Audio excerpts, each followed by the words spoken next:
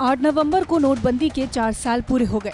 विपक्ष लगातार सरकार की नोटबंदी के फैसले को गलत ठहराता आया है, जबकि सरकार का मानना है कि नोटबंदी का सकारात्मक असर रहा। हालांकि जिस उम्मीद के साथ सरकार ने नोटबंदी का फैसला लिया था, उतने बेहतर परिणाम नहीं मिले। 4 साल बाद भी नोटबंदी की चर्चा होती है, क्योंकि इससे हर एक भारतीय का सामना हुआ था। 8 नवंबर 2016 को रात 8 बजे प्रधानमंत्री नरेंद्र मोदी ने अचानक 500 और 1000 के नोटों को बंद करने की घोषणा की थी। साथ ही 200, 500 और 2000 रुपए के नोटों को जारी किया था। देश में लोग नोटबंदी से हुई परेशानी को अब तक नहीं भूल पाए हैं। नोटबंदी का क्या कुछ हुआ असर? 8 नवंबर 2016 को सरकार ने नोटबंदी का दिया था आदेश। 500 और 1000 के नोट पूरी तरह से हो गए थे बैन। काले धन पर नकेल कसने के लिए लिया था निर्णय। सर्कुलेशन में मौजूद नकली नोटों को खत्म करना था उद्देश्य। आतंकवाद को खत्म करने के लिए सरकार ने उठाया था कदम।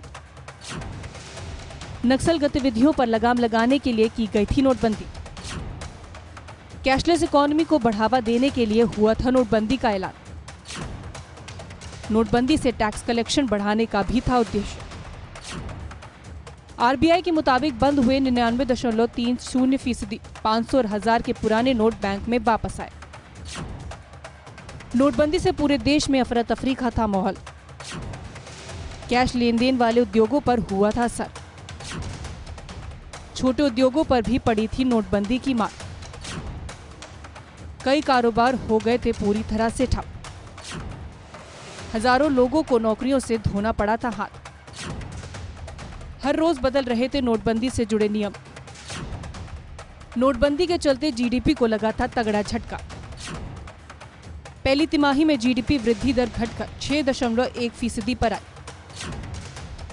नोटबंदी के चलते डिजिटल लेन देन को मिला बढ़ावा। गौरतलब है कि पीएम मोदी ने 8 नवंबर 2016 के अपने ऐतिहासिक संबोधन से पहले अपने कुछ चुनिंदा अफसरों को छोड़कर देश में किसी को भनक नहीं लगने दी थी। प्रधानमंत्री ने नोटबंदी जैसे ऐतिहासिक कदम के लिए अपने कुछ ऐसे भरोसेमंद अफसरों को चुना, जिन्हें देश के वित्तीय हलके में कम लोग ही जानते थे। पीएम मोदी के इस कदम से रातों रात देश के 86% नकदी बेकार हो गई थी। सरकार के इस कदम के बाद विपक्ष की तरफ से तमाम आरोप लगे। लोगों को लाइन में लगना पड़ा और अर्थव्यवस्था के मुश्किलों में पड़ने के भी दावे किए गए थे।